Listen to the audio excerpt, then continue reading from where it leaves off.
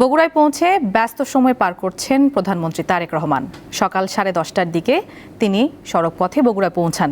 নিজ জেলায় দিনের কর্মসূচির শুরুতেই আইনজীবী সমিতি ভবন উদ্বোধন করেন প্রধানমন্ত্রী। এরপর জজ আদালতের বেইল বন্ড উদ্বোধন করেন তিনি। প্রধানমন্ত্রী হিসেবে দায়িত্ব গ্রহণের পর এটিই তারেক রহমানের প্রথম বগুড়া সফর। এদিন ভোর 6টায় রাজধানীর গুলশানের বাসভবন থেকে সড়ক পথে তিনি বগুড়ার উদ্দেশ্যে রওনা দেন। সফরসঙ্গী হিসেবে তার সহধর্মিণী ডাক্তার জুবাইদা রহমান সঙ্গে ছিলেন। এই সফরে প্রধানমন্ত্রী দেশের 13তম সিটি কর্পোরেশন হিসেবে বগুড়া সিটি কর্পোরেশনের ফলক উন্মোচন করবেন। এছাড়া জেলা জুড়ে বিভিন্ন উন্নয়নমূলক ও রাজনৈতিক কর্মসূচিতে অংশ নেবেন প্রধানমন্ত্রী।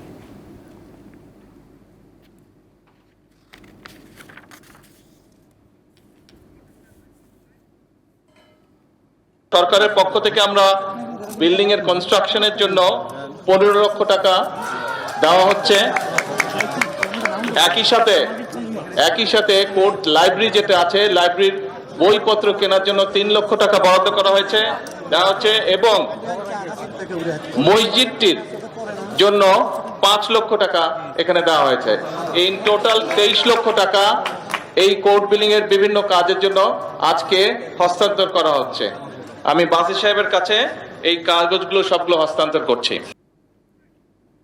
দর্শক, বগুড়ায় প্রধানমন্ত্রীর কর্মসূচির বিস্তারিত জানাতে যুক্ত হচ্ছেন সহকর্মী ববিন রহমান। ববিন, প্রধানমন্ত্রীর আর কি কি কর্মসূচি রয়েছে বগুড়ায় জানাবেন, এবং তার এই আগমনকে ঘিরে বগুড়াবাসীর মধ্যে এবং নেতাকর্মীদের মাঝে কেমন উৎসাহ উদ্দীপনা দেখতে পাচ্ছেন জানাবেন।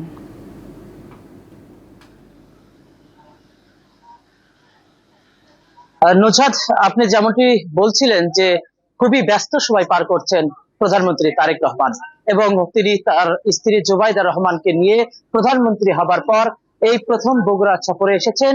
এবং সেই সঙ্গে কর্মসূচি যেগুলো ছিল, অর্থাৎ আদালত চত্বরে আইনজীবী সমিতির ভবন উদ্বোধন এবং বেল বন্ডের উদ্বোধন তিনি কিন্তু ইতিমধ্যেই করেছেন। এবং সেখান থেকে তিনি আসলে এই আদালত থেকে বের হয়েই কিন্তু তিনি প্রবেশ করবেন বগুড়া পৌরসভা এলাকায়, এবং পৌরসভাতে তিনি বগুড়াকে সিটি কর্পোরেশন ঘোষণা করবেন।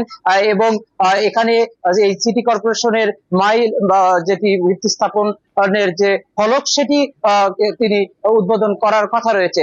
এবং এরপর তিনি তার যে সফর সঙ্গী এবং গাড়ি বহর, সেটি নিয়ে তিনি প্রায় 19 বছর পর তিনি তার পৈতৃক ভিটা বগুড়ার গাবতলী উপজেলার বাগবাড়িতে তিনি যাবেন, এবং সেখানেও কিন্তু তার কর্মসূচি রয়েছে। সেখানে গিয়ে সর্বপ্রথম তিনি সেখানে ফ্যামিলি কার্ড বিতরণের একটি কর্মসূচি তিনি করবেন, এবং তারপর কিন্তু তার যে বাবার রেখে যাওয়া যে কর্মসূচি, খাল খনন কর্মসূচি, সেই খাল খনন কর্মসূচি তিনি অংশগ্রহণ করবেন, উদ্বোধন করবেন। এবং তারপর সেখানে একটি হাসপাতাল পরিদর্শন করবেন, করার পর তিনি প্রবেশ করবেন তার যে স্মৃতি বিজড়িত বাড়ি, জিয়া বাড়ি, অর্থাৎ যে বাড়িতে তার বাবার জন্ম এবং যেই বাড়িতে তিনি লালন পালন হয়েছেন, সেই বাড়ি জিয়া বাড়িতে তিনি প্রবেশ করবেন, এবং সেখানে কিছুক্ষণ সময় তিনি থাকবেন। এবং তারপর তিনি আসলে বগুড়া শহরে আবারও তিনি প্রবেশ করবেন, এবং প্রবেশের পর তিনি বগুড়া শহরের ঐতিহাসিক আলতাফুন্নেসা খেলার মাঠে বিকাল 4টা নাগাদ জনসভায় বক্তব্য দেওয়ারও কথা রয়েছে। এবং এর পর তিনি বের হয়ে বগুড়া প্রেস ক্লাব ভবন উদ্বোধন করবেন। সেই সঙ্গে বগুড়ার তার নিজ উদ্যোগে নির্মিত বগুড়ার বাইতুর রহমান সেন্ট্রাল মসজিদটি পূর্ণ নির্মাণের উদ্বোধন করারও কথা রয়েছে। এবং তারপর তিনি ঢাকার উদ্দেশ্যে আসলে রওনা হবেন। তবে ঢাকার উদ্দেশ্যে রওনা হওয়ার পর তিনি এই বিরতি পথে বগুড়ার শেরপুরে আরবিএতেও তিনি কিছুক্ষণ যাত্রা বিরতি করারও কথা রয়েছে। তবে আপনাকে জানিয়ে রাখি যে এই যে প্রধানমন্ত্রীর এই আগমন ঘিরে জেলা বিএনপি সহ দলমত নির্বিশেষে আমরা দেখছি যে সর্বস্তরের জনগণ তাকে এক নজর দেখার জন্য কিন্তু তারা সড়কে ভিড় জমিয়ে রেখেছেন। এবং বিকাল 4টার দিকে সমাবেশ হওয়ার কথা থাকলেও আমরা কিছুক্ষণ আগেও সেই মাঠটি আমরা দেখেছি যে এখন থেকেই কিন্তু বগুড়ার যে সকল মানুষ তাকে দেখার জন্য বা তার বক্তব্য শোনার জন্য অধীর আগ্রহ নিয়ে রয়েছেন, তারা কিন্তু মাঠে এখন থেকেই এই কঠোর রোদের ভিতর তারা বসে রয়েছেন, দাঁড়িয়ে রয়েছেন, আমরা এটি লক্ষ্য করেছি।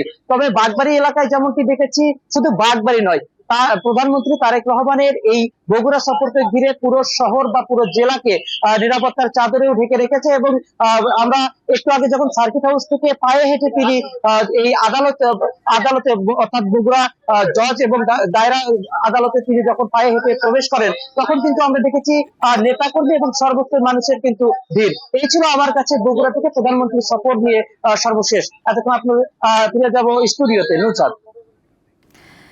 দর্শক, আমরা শুনছিলাম বগুড়া থেকে প্রধানমন্ত্রী তারেক রহমানের কর্মসূচির বিস্তারিত তথ্য নিয়ে যুক্ত ছিলেন সহকর্মী ববিন রহমান।